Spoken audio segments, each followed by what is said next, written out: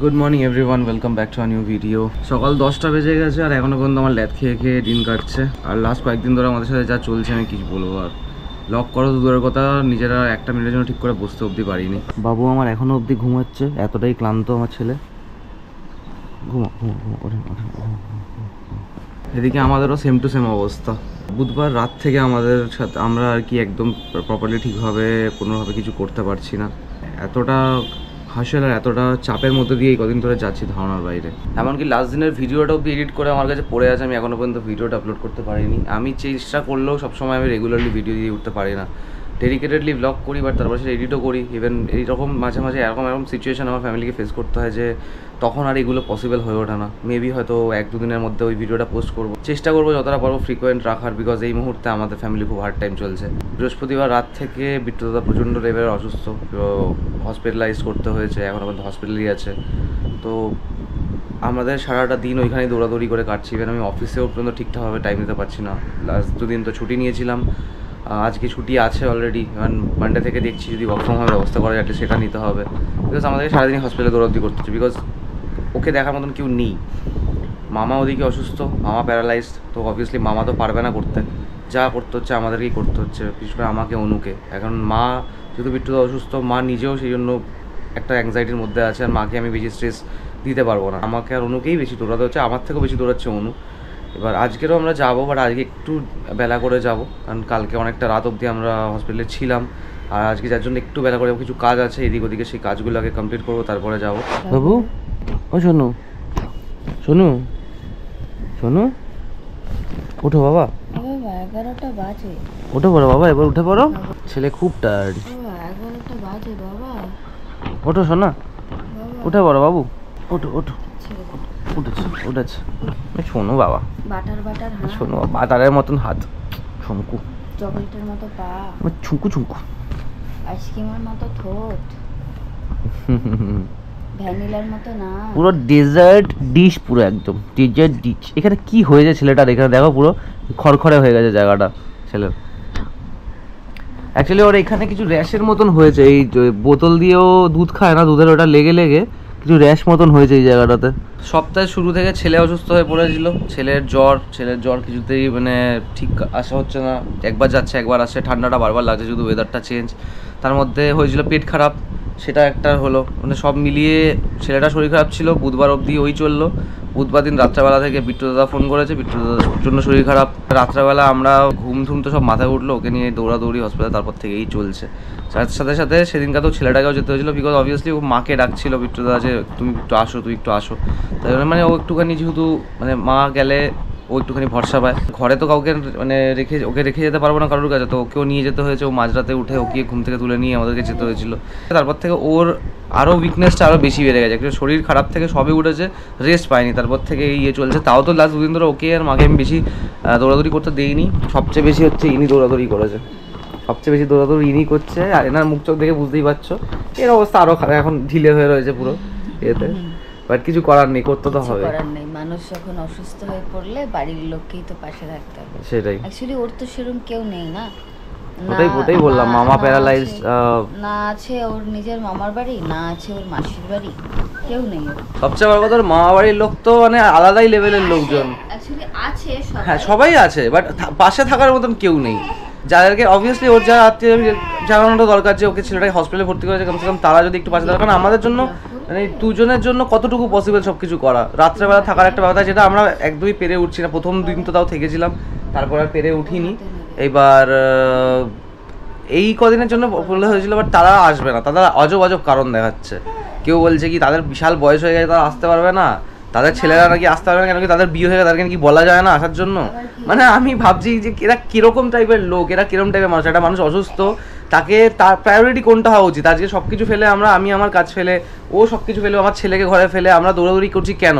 কেন কি ওকে একটা মানুষ সুস্থ হয়ে ঘরে আসবে, এটা হচ্ছে বেশি দরকারি। সিরিয়াসলি ওর মামা বাড়ির লোক যে এরকম, আমি জেনুইনলি জানতাম। আমি কোনো মামা বাড়ির লোকের সাথে খুব একটা, আমার বাড়ির ওখানে কেউ কোনো আত্মীয় স্বজনের মধ্যে কেউ হয়তো মেবি কোনো সময় হয়তো সুসাইড করেছিল, তো সুসাইডটা সে নিজের কারণে করেছিল। সেটাই, আরজি করে কারণে তো সে সুসাইড করেনি, সেই বলছে আর সুসাইড করেছিল, সে মারা গেছে বলে উনি আরজি করে যাবেন। মানে অদ্ভুত কারণ দেখাচ্ছে, অদ্ভুত কারণ দেখাচ্ছে। এদিকে মামারও দেখভাল আমাদের করতে হচ্ছে, কারণ কি মামা ওদিকে একা পড়ে আছে, মামাকে দেখার মতন ওখানে কেউ নেই। বিপদের সময় না কেউই পাশে থাকে না, ওটাই হচ্ছে ব্যাপার। বিপদের সময় যে পাশে থাকে তাকেই মনে হয় আমি আসল মানুষ মনে করি সবসময়। সেটাই। যেমন আজকে আমার মা আমার পাশে আছে, মানে হ্যাঁ জেনুইনলি আজকে আমার দাদা ওখানে আরজি করার ওখানেই ভর্তি করেছি আর দাদাকে, বাট মানে ওখানে যে ওর ট্রিটমেন্ট ঠিকঠাক ভাবে সবকিছু ভালোভাবে হচ্ছে, আমি নিশ্চিন্তে যে একটু বসে মানে ঘরে বসতে পারছি যেটুকু, আমার মায়ের তাই এটা রিজন এটাই। হ্যাঁ এক্স্যাক্টলি, যেভাবে মানে তাদেরকে মন থেকে সত্যি বলতে থ্যাংক ইউ, মানে কি বলবো, থ্যাংক ইউ বলাটা অনেক কম হবে তাদের জন্য। সেটাই, অনেক করেছে। যেদিন ভর্তি হওয়া নিয়ে সেদিন আমরা সারা রাত ছিলাম বলে আমাদেরকে সকালবেলা চলে আসতে হয়েছিল, কারণ মামাকে দুপুরবেলা খাওয়াতে হবে বলে। ওখানে আমার মা নিজের কাজ ফেলে ডিপার্টমেন্ট সব জায়গায় শিফট হয়েছে, তারপর পেশেন্টের মানে ট্রিটমেন্ট চলেছে, সেখান থেকে যেখানে লাস্ট শিফট হয়েছে সেখানে পেশেন্টকে নিয়ে গেছে, মানে আমার দাদাকে নিয়ে গেছে আর কি। টিল 7টা অবধি আমার মা ছিল, 7টা না 6:30 6টা অবধি আমার মা ছিল, ওরাও সবাই প্রেজেন্ট ছিল। ওরাও কিন্তু আগের দিন আমার যে তারক মামা আছে, যে ওখানকার ওয়ার্ড বয় আছেন, তিনি কিন্তু আগের দিন রাত্রিবেলা ঘুমাননি, বাট তাও কিন্তু উনি প্রেজেন্ট ছিলেন। কালকে যেরকম কালকেও সারা রাত যেমন দাদার কাছে শুধু বারবার গেছে, দেখে এসে, মানে এরা হচ্ছে সত্যি মানুষ, এদেরকে বিপদের সময় পাশে পাওয়া যায়। সব আরজি করার লোককে কিন্তু পাওয়া যাবে না। তুমি ব্লগ করবে? হ্যাঁ তুমি ব্লগ করবে? পেট দেখাবে ব্লগে? তোমার পেটুটা দেখাবে তোমার? এইভাবে ধরো, এইভাবে ধরো, উঁচু করে ধরো, উঁচু করে ধরো, উঁচু করে, এবার উঁচু করে ধরো, এবার বলো হাই করে দাও। নিজেকে দেখতে পাচ্ছ?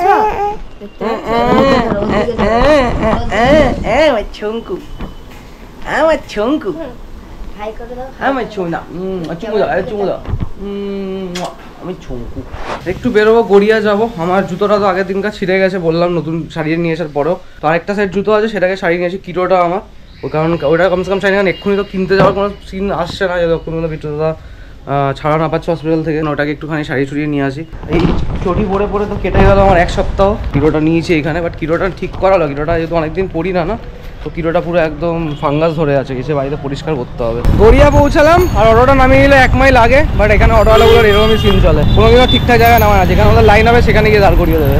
এখানে অটোতে আমার আসতে ইচ্ছা করে, বাট এখানে আমার গাড়ি রাখার কোনো জায়গা নেই যেহেতু, সেখানে অটো করে আমার আসতে হয়। জুতো দিয়ে দিলাম এখানে রাখার জন্য, বললো একটু টাইম লাগবে 15 মিনিট, তো ততক্ষণ আমি একটু ব্যাংকের কাজটা সেরে আসি। A few moments later. এই নিয়ে নিলাম জুতো, মোটামুটি এটা ঠিকঠাক করে দিয়েছে, পুরো একটু পরিষ্কারও করে নিলাম, হেভি নোংরা হয়েছিল। জাস্ট ঘরে এসে ঢুকলাম, আর ভাই আজকে রোদ্দুর সেই চরম লেভেলের রোদ্দুর। এতদিন পর্যন্ত টানা বৃষ্টির জন্য জ্বালায় পড়েছে, এখন হচ্ছে রোদ্দুরের জন্য, মানে ধারণা। কালকে তো এরকম সিন, মানে আমি জাস্ট যাচ্ছি হসপিটালে, মানে অর্ধেক পৌঁছে গেছি অলমোস্ট সামনে, হঠাৎ করে ঝমঝম করে বৃষ্টি নামলো। তার আগে পর্যন্ত টানা রোদ্দুর ছিল, যেমনি আজকে আছে। গুড আফটারনুন গাইস, জাস্ট আমি চান করে উঠলাম, এখন বেজে গেছে 1:30, আর ও চানে গেছে, মাও পুজো দিচ্ছে, চান পান হয়ে গেছে মায়ের কমপ্লিট। লাঞ্চ করবো, করে আমরা একটু বেরোবো, বেরিয়ে একটু মামাকে খাওয়াবো, খাইয়ে ঠেয়ে দিয়ে তারপরে দাদাকে দেখতে যাবো। আর এটা নেয় না, দাদা আগের থেকে অনেকটাই বেটার আছে, যেটা মানে আমার মায়ের মুখে শুনলাম আর কি, তো মোটামুটি একটু বেটার আছে, তো সেই জন্য তাড়াতাড়ি করে বেরোবো আর কি। আই হোপ সো তোমরা সবাই মন থেকে প্রে করো যাতে দাদা তাড়াতাড়ি সুস্থ হয়ে ওঠে, কারণ এটাই তো আমরা সবাই চাই, মানুষের পাশে থাকা, এটাই তো দরকার। আকাশটা পুরো মেঘলা করে এসছে, এবার যেহেতু বাবু আছে, বাবু সবাই ঠান্ডা লেগে উঠেছে, তো আমি বললাম তোমরা নিচেই ধরো, আমি গাড়িটা নিয়ে আসছি। আর আজকে মাকে নিয়ে যাচ্ছি, আজকে মা গিয়ে একটু সাথে দেখা করেছে, ও একটু মায়ের সাথে দেখা করার জন্য একটু আর কি ব্যস্ত হয়ে উঠেছে। আজকে মোটামুটি ভালো আছে ভাই দেবে। আজকে ওর মা মানে আমার মাদার ইন ল কল করেছিল আমাকে, বললো যে না ও একটু ঠিক আছে, আগের থেকে অনেকটাই ভালো আছে। ইভেন ওকে অক্সিজেন দিতে হয়েছিল, তো সেটাই আজকে আর লাগছে না দিতে, বাট হ্যাঁ এখনও আছে আইসিইউতেই, সো অবভিয়াসলি একটু ক্রিটিক্যাল তো আছে। ক্রস করছি টালিগঞ্জ সার্কুলার রোড, 3:40 বাজে। ঘরে গিয়ে মামাকে খাওয়াতে হবে, তারপর বেরোতে হবে। মামার খেতে অ্যাকচুয়ালি খুব টাইম লাগে, যেহেতু অসুস্থ মানুষ না। আমরা আসলাম দাদার মামার বাড়িতে আর কি, এখন মা গেছে আমাকে খাওয়াতে, আমি বাবুকে নিয়ে গাড়িতে আছি, নিয়ে যা পাকাবো। যদি ওখানে কোনো কিছু হাত দেওয়া হয় আমি কিন্তু তো হাতে মারবো। আবার ক্লিপটা মুখে দিচ্ছিস বাবু। এখন তো এখান থেকে মামার বাড়ির থেকে যত শিগগিরই সম্ভব কাজ মিটিয়ে দাদার ওখানে যাব, দাদাকে দেখতে। আমরা কতটা দেখতে পাবো, কারণ 4টে থেকে 6টা অবধি ভিজিটিং আওয়ার আছে, তার বেশি নয়। এবার তারপরে আর ঢুকতে দেবে না, দেখি 4টে থেকে 6টা অবধি যদি হয় তাহলে অ্যাটলিস্ট মা যদি দেখা করে নেয়, মা দেখা করে নিই, আমরা না কালকে যাব। আমি আবার ও তো কালকে যাবই। কলকাতায় না সিরিয়াসলি গাড়ি চালানোর মতন অবস্থা নেই। কালকে চিংড়িহাটা থেকে জ্যাম ছিল হচ্ছে 2.5 ঘন্টার, আজকে এখানে এখন থেকে জ্যাম লেগে কতক্ষণ ধরে দাঁড়িয়ে আছি। লোকের জ্যামের মধ্যে স্টাক হয়ে দাঁড়িয়ে আছে, আর এদিকে ইনি দুধ নিয়ে নাকামি করে চলেছে। ঘুমাবে কিন্তু তাও গ্যানির কোলে ঘুমাবে, সামনে বসে ঘুমাবে। ফাইনালি আমরা পৌঁছলাম হচ্ছে আরজিকর, 5:30 বেজে গেল। মা অনু ঢুকেছে ভেতরে বিট্টুদাকে দেখার জন্য, মানে বিট্টুদা দেখা করার জন্য। একসাথে বেশি তো এমনিও যেতে দেয় না, তো অনু যেহেতু ওর মা এখানে এমপ্লয়ি, তো সেই কারণে ওকে যেতে দিয়েছে ভেতরে। আমি বাইরে আছি, বাবুকে নিয়ে আছি না, তো বাবুকে নিয়ে আমি বাইরে একটু ঘুরছি। আর এদিকে বাবু আমার সাথে কোলে কোলে ঘুরছে, এটা দেখছে ওটা দেখছে, এটা ধরার চেষ্টা করছে ওটা ধরার চেষ্টা করছে। বিট্টুদাকে দেখে মা অনু ফিরলো, আর এদিকে বাবু আমার সাথে এখানে বসে বসে ইয়ার্কি মারছে। কোথায় যাচ্ছ গো? এখানে আছি আমি এখানে আছি। শোনা বাবা, হ্যাঁ সিরিয়াসলি, হ্যাঁ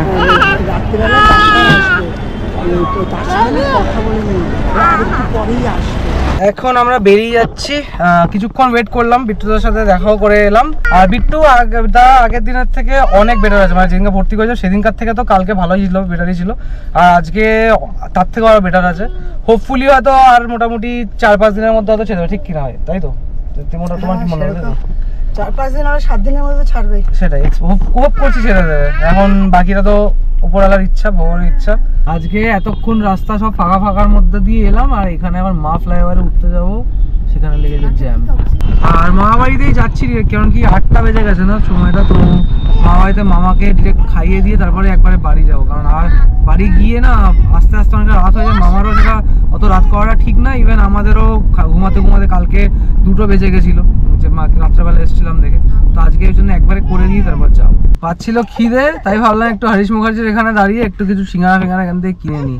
হরিশ মুখার্জিতে কিনতে এসে এখানে জ্যামে ফেসে গেছি, পুরো ইয়েলো আর রেডে দেখাচ্ছে। ডিনারই কেন খাবো আজকে, আমাদের যেহেতু নিরামিষ শনিবার, সবাই জানো অলরেডি, আমরা সবাই সেটা জানে। আমরা শনিবার মঙ্গলবার হচ্ছে কি বলে ভেজিটেরিয়ান হয়ে যাই, জেন হয়ে যাই আমরা, সবাই জানে সেটা।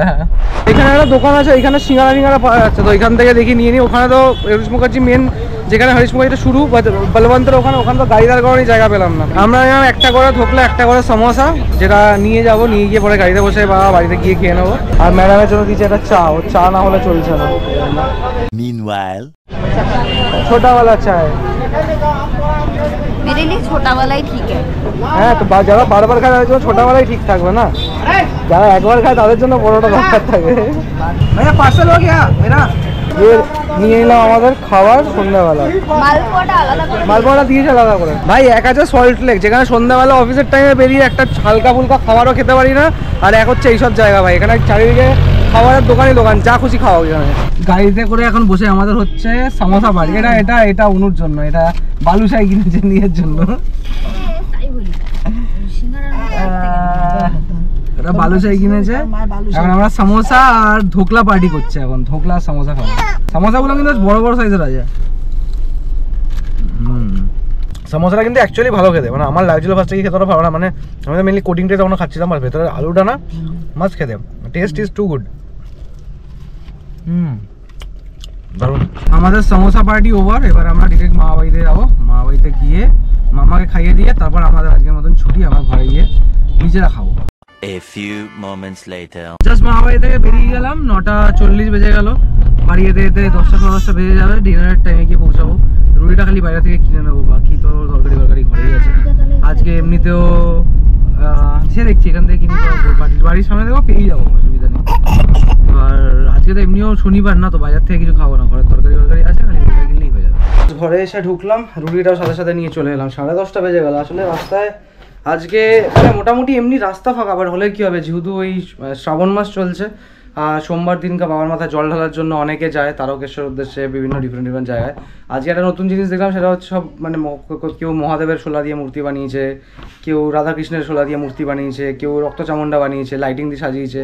এগুলো করে সবাই মিলে হইহুল্লোড় করতে করতে করতে করতে যাচ্ছে। আর তাদের পিছন পুরো গাড়ি চালিয়ে আসতে হলো বলে বেসিক্যালি এতটা দেরি হলো, নাহলে হয়তো আরও অনেক আগে, মানে আধা ঘন্টার রাস্তা আমি 1 ঘন্টায় এসেছি। এবার কিছু করার নেই, যেহেতু মানে যখন এরকম জিনিস চলে পুজোর সময়, বিশেষ করে এগুলো তো বেশি চলে, এটাও একটা পুজোই, তো সেই কারণে আর কি এতটা লেট হয়ে গেল।